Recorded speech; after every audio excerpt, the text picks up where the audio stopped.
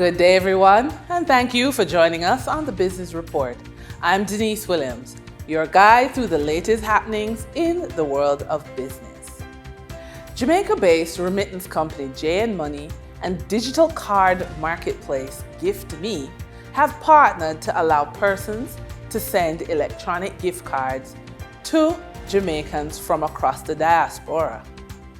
Starting in May, people will be able to walk into a JN Money branch in the United States, Canada, United Kingdom, and Cayman and purchase a Gift.me e-gift card for their friends and family in Jamaica. Gift.me CEO and co-founder Rishario Billings says the partnership with JN Money will provide a boost to local merchants, giving them more direct access to the coveted diaspora market. The three-year-old company partnered with over 350 merchants and over 400 companies in Jamaica which have used their services for rewards and recognition. The average cost for food and non-alcoholic beverages rose by 4.8% on an annual basis as at March, the RJR Newsroom reports. The Statistical Institute of Jamaica says, however, that for the month of March alone, there was a 1.8% decline in the index. This was mainly attributed to a 2% fall in the food group. The cost of vegetables, tubers, plantains, cooking bananas, and pulses, which declined by 8.6%, factored into the decline. Decreases in the prices of tomato, yam, sweet potato, cabbage, and carrot also affected the group. Statin says this decrease was moderated by increases in the index of the classes cereal and cereal products and meat and other parts of slaughtered land animals. During trading on April 17, 2024, the top three advancing stocks covered the technology and finance sectors on the Jamaica Stock Exchange.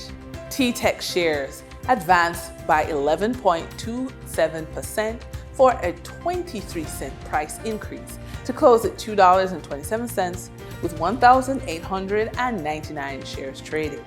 JMMB 9.5% shares advanced 10.94% for a 14-cent upward movement to close at $1.42 with 6,000 shares traded.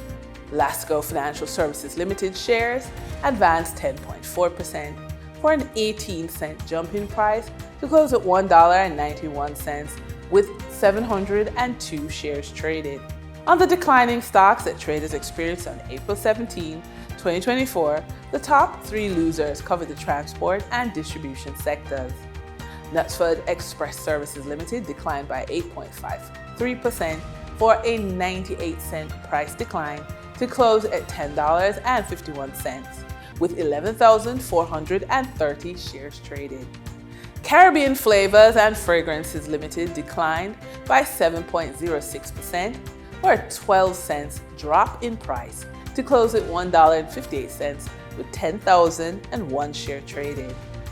Paramount Trading Jamaica Limited declined by 6.9% for a 10-cent downward price pressure to close at $1.35 with 137 shares traded. Over on the Twin Island Republic of Trinidad and Tobago Stock Exchange, trading on April 17, 2024, trading activity on the first-tier market registered a volume of 134,000 shares crossing the floor of the exchange valued at $3,029,795 Trinidad and Tobago dollars and 12 cents. Massey Holdings Limited was the volume leader with 66,356 shares, changing hands for a value of $288,196 Trinidad and Tobago dollars and 76 cents, followed by Republic Financial Holdings Limited with a volume of 17,367 shares being traded for $2,066,457 Trinidad and Tobago dollars and 92 cents. Moving from the money moves of investors, executives, and companies, we turn to the Forex market. On April 17, 2024, Bank of Jamaica reported that US $57.7 million was bought from Forex traders, while US $50.2 million was sold to Forex traders. Buying directly from the Bank of Jamaica, foreign currency traders sold the US dollar for $156.43 and bought US dollars for $154.92. The difference between the buy and sell rate was $1.51, which represents a profit for Forex traders for every US dollar traded. Canadian Forex traders earned a trading profit of $13.72 from transactions with the Bank of Jamaica.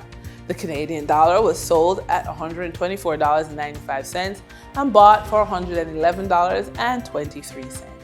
For traders looking at a British pound, they pocketed a profit of $7.34, selling it for $195.79 and buying it for $188.45. For our credit report tip of the day, having different types of credit options means you can achieve your life goals faster, provided you have a plan in place to pay back the debt. So make a plan to work with your banker to come up with a plan to diversify your credit. So the plan to get to your banker is to talk about when it's a good time to open new accounts and which ones might be best for you. Agree on how many credit accounts you can handle at once without causing problems. And with that, we wrap up today's business report. I'm Denise Williams. Appreciate your company. Stay well informed, stay ahead of the curve. Until our next update,